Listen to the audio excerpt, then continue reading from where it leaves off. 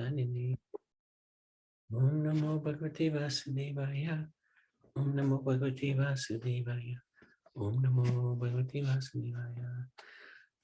Hare Krishna, dear devotees. Thank you very much for joining us today. I'd like to seek the wonderful blessings and mercy of Radha Madhav, Radha Shyamsundar, Krishna Balaram, Gaur Nitai, Srila Prabhupada, Guru Maharaj, and the assembled Vaishnavas, so that we can relish the nectar of Bhagavatam. And today we've got the 16th chapter of the 11th Canto. And this is verse pretty much at the end of this chapter. Sankhyanam paramanunam kalena kriyate maya natatyame vibhutinam sajoto andani kotisa. Even though over a period of time I might count all the atoms of the universe, I could not count all of my opulences, which are manifest within innumerable universes. So this is a chapter where Krishna describes his opulences.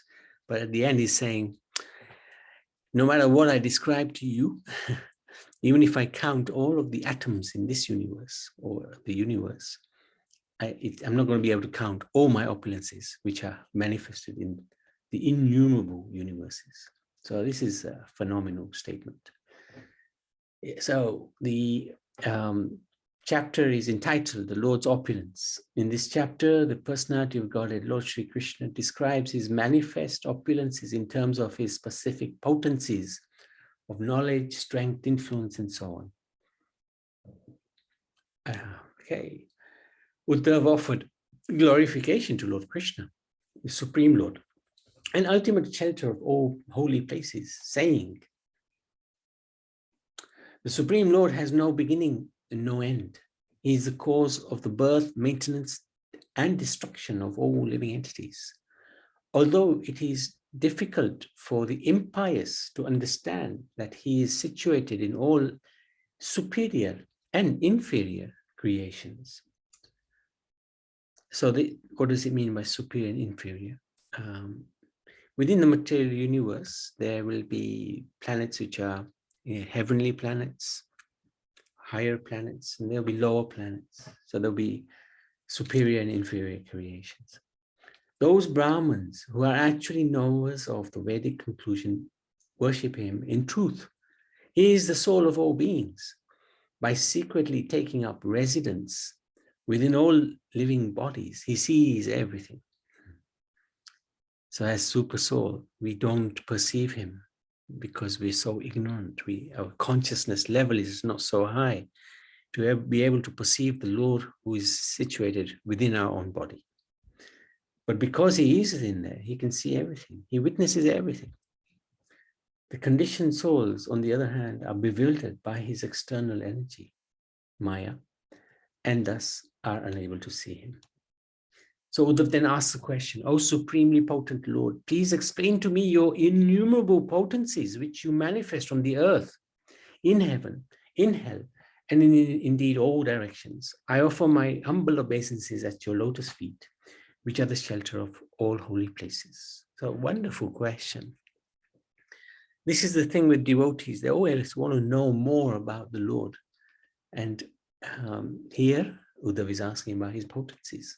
So Krishna said, on the battle of Kurukshetra, Arjun thought that killing his relatives would be an abominable, irreligious activity, motivated only by his desire to acquire a kingdom. So he was thinking, this is not a good thing.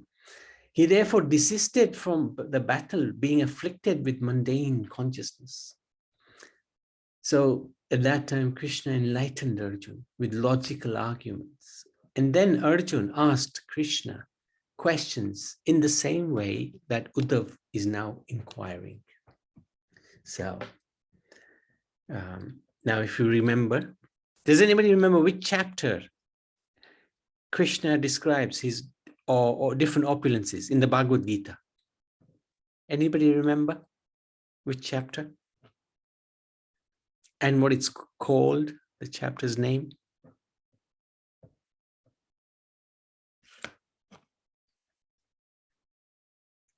Danny Ben, do you remember? Put you on the spot.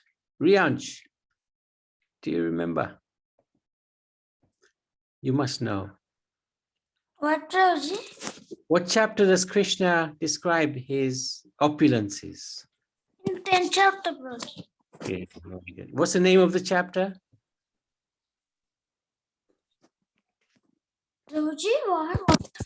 What's the name of the chapter? Do you remember? Is it Vibhuti Yoga? Yes, Vibhuti Yoga, yes. Opulence. You couldn't hear me. Opulences of the absolute. Absolutely, yeah, that's it. Well done, well done. Thank you. So, Krishna. Can you hear me? Yes, we can hear you. Okay, but before they could not, so okay. Okay. So, Krishna then describes his opulences to Uddhav. So they're a little bit similar to what is in the 10th chapter. There's a little bit more in here. So it's interesting how it compares. I haven't done a sort of, I haven't done an analysis of how they differ, but I can see some of the points are a little bit more in here. I'm the super soul of all living entities. I'm naturally their well-wisher and supreme controller. As creator, maintainer, annihilator of all souls, I am not different from them. So Krishna is saying, I'm the same as the spirit souls, at least in quality terms. I am the ultimate goal of all those seeking progress. So this is part of his opulences. He is the ultimate goal. I am time among those who exert control. I am equilibrium of the modes of material nature. I am nature virtue amongst the pious. Amongst things possessing qualities, I am the primary manifestation of nature. Amongst great things, I am the total material creation. Among subtle things, I am the spirit soul. It's so subtle, we can miss it. Of things that are difficult to conquer, I am the mind. Among the Vedas, I am their original teacher, Lord Brahma. Of the mantras, I am the three-lettered Om. Among letters, I am the first letter, A. Amongst sacred meters, I am the Gayatri mantra. Amongst the demigods, I am Indra. Amongst the Vasus, I am Agni, the god of fire. I am Vishnu amongst the sons of Aditi. Amongst the Rudras, I am Lord Shiva. Among saintly Brahmins, I am Bhrigu Muni. I am Manu amongst saintly kings. I am Narad Muni amongst saintly demigods. I am the Kamadhenu amongst cows. I am Kapil amongst perfected beings and Garud amongst birds. I am Daksha amongst the progenitors of mankind. I am Aryama amongst the forefathers. Amongst the demoniac sons of Diti, know me to be Prahlad Maharaj. Amongst the stars and herbs, I am their Lord Chandra, the moon. Among Yakshas and Rakshasas, I am the Lord of wealth, Kuver. I am Airavat amongst lordly elephants. Amongst aquatics, I am Varun, Lord of the seas. Amongst all things that heat and illuminate, I am the sun. Among human beings, I am the king. Among horses, I am Ucheshwara.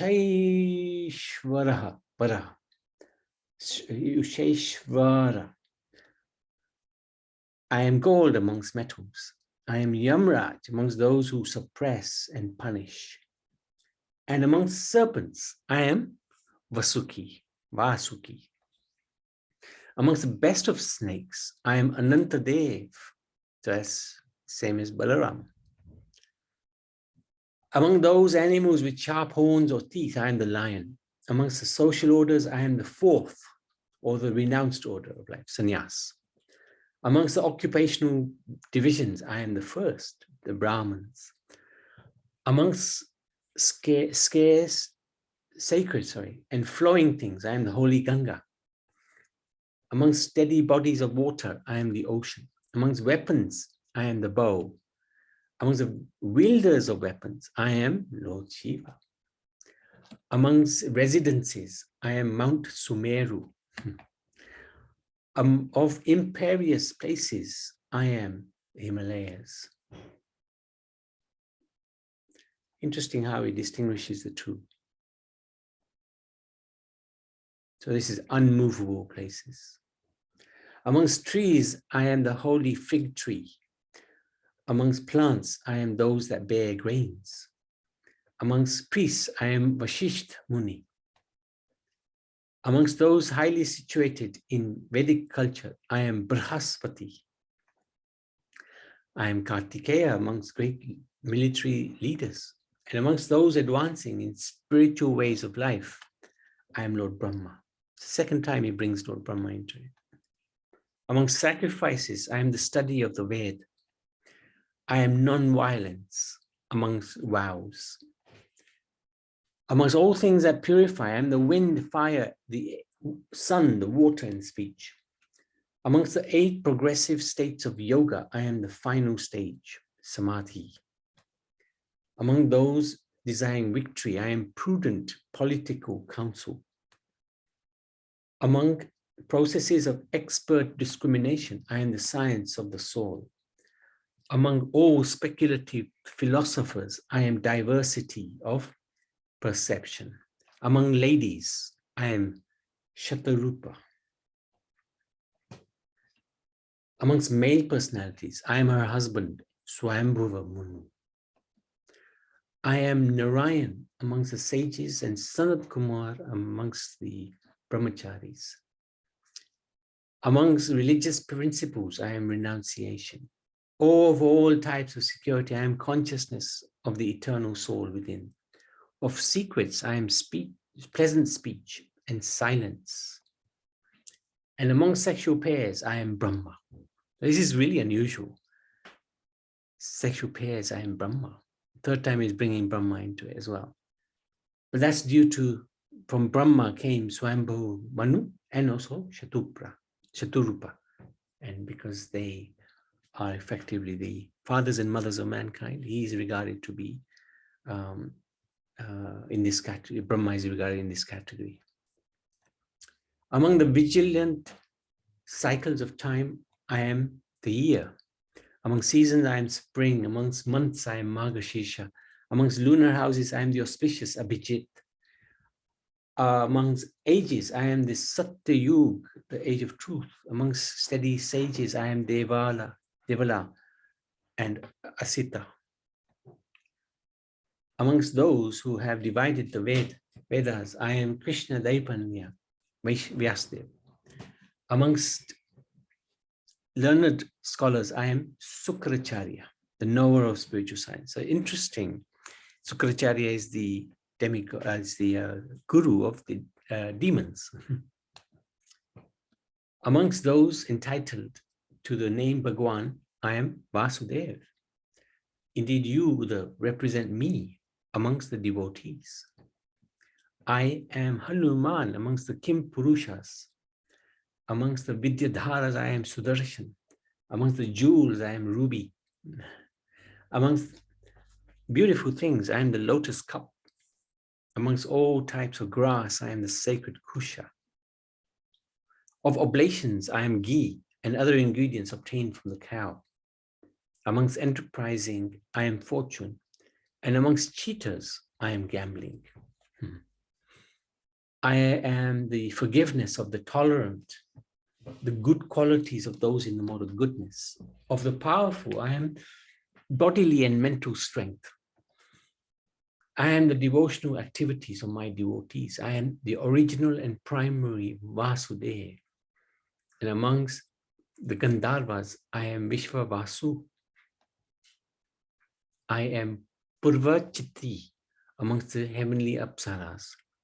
I am steadiness of mountains and fragrant aroma of the earth. I am the sweet taste of water. So this is the one. Rasoaham Apsu Kaunteya. He mentions that again in the Bhagavad Gita. Amongst brilliant things, I am the sun. I am the effulgence of the sun, the moon, and the stars. I am the transcendental sound that vibrates in the sky. Amongst those dedicated to Brahminical culture, I am Bali Maharaj. Very interesting how he picks Bali Maharaj. I am Arjun amongst heroes. Indeed, I am the creation, maintenance, and annihilation of all living entities. I am the functions of the 5 working senses, so legs, sound, anus, hands, sex organs, and those of the 5 knowledge-acquiring senses, which is touch, sight, taste, hearing, smell. I am also the potency of each of the sense experiences, its particular sense objects. So the senses, they will want to focus on the sense objects. So he is that experience as well. He is the potency. I am form, taste, aroma, touch, sound, false ego, and the Mahatattva. He's also the earth, water, fire, air, and sky, so the gross elements. So these are all the components of the 28 elements of the universe. He's also the living entity and mature nature. He's also the modes of goodness, passion, ignorance, and he's the transcendental Lord. He's the steady conviction that results from this knowledge. The steady conviction that results from this knowledge represents him. I am the basis of the living entity, of the modes of nature, of the Mahatattva. Thus I am everything, and nothing whatsoever can exist without me. So this is quite very, very interesting. It basically means we can see the Lord anywhere and everywhere, even in this world. The best of everything is the Lord. Krishna explains that he might count all the atoms of the universe, but cannot count all of his manifested opulences. After describing all these opulences, Krishna comments that all power, beauty, fame, opulence, humility, charity, charm, good fortune, valor, tolerance, and wisdom, wherever they manifest, are simply expansions for himself. So we may think we are famous or beautiful, opulent, or humble, give charities, actually all the opulence of expansions from the Lord himself. Krishna advises Uddhav to control his speaking, subdue the mind, control the life air, regulate senses, and through purified intelligence, bring the rational faculties under control. So basically, control the mind via this process. In this way, he will never fall again onto the path of material existence. A transcendentalist who does not completely control his words and mind by superior intelligence will find that his spiritual vows, austerity, and charity flow away just like water flows out of an unbaked clay pot. Therefore, the pure devotees of the Supreme Lord utilize their intelligence to properly regulate the activities of their speech, mind, and vital force, and thus perfect their existence in Krishna consciousness. So this is the end of chapter 16, really quite an amazing chapter where Krishna is giving a little taste of his opulences. So, and to Arjun, he said at the end of chapter 10, so what use is there of knowing all of this information? Simply by a spark, simply by a small spark of mind, all of these worlds exist.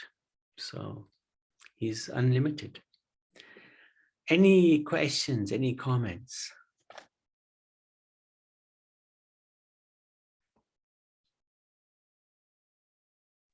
Right. I'm sorry, but it's me again. No problem. you say Prabhuji, isn't Jai Shri Krishna Prabhuji. Yeah, Jai Shri Krishna is fine. Prabhuji आपको बोलते ना और माता जी. I've got this book in front of me. Can you see it? Let me see if I can. 1 second. Yeah. Just 1 second. Sure. Is in Gujarati. Naam Suchet? What is the name? Srimad Bhagavad Gita. Good. Yes. So, are you reading? You know, in this there are 18 chapters. Yeah. So, are you reading this in the way the chapters you are reading now? No. Is it the similar or is it Similar. different? It's similar. This book we're going through is the Srimad Bhagavad Puran. It has it's Puran. Okay. 335 chapters. Okay, so this is different from what you're reading. It's different, but if you read the 10th chapter of that book that you just showed me, Yeah. you will see it is very similar to this chapter that we just read. Yes, that's why I was, as you was reading it, I said, oh my God, this is all, well, I read this every day. Every Good. day I read when I do my puja in the morning. Only about 2 or 3 chapters, and then I do the Mahatma, and then I finish it. Then I do other prayers with it. So thank you. And the way you was reading now, that I am this, I am that, in same thing comes in 10th chapter. Yes, 10th chapter. So this that is I am moon, I am fire, I am everything. Yeah. So here Karuna has put on Okay, the carry on. Thank you. The Karuna has put on the screen the Srimad Bhagavad Puran. There are 12 cantos. If you see here, 1, 2, 3, 4, 5, 6, 7, 8, 9, 10, 11, 12. So we have been through all these cantos up to number 10, and now we're going through canto 11.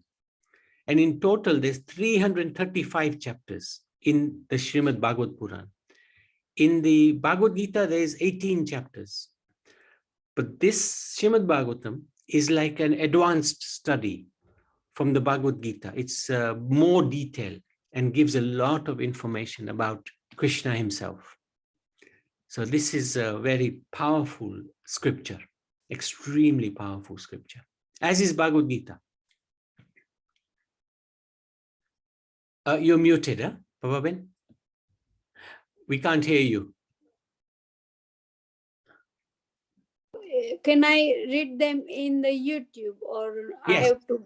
Yes. But what we've done maybe 200 sessions like this, more maybe now, 250 sessions like this. Okay. Starting Anyway, I will try, because I really like to hear more and more all the time. No, that's good. So what Thank you. we are going to catalog them anyway, so that you can easily find them. So, Okay. Thank you. Thank you so very much. Hare Krishna. Hare So, Krishna. Srimad Bhagavad Puran ki jai.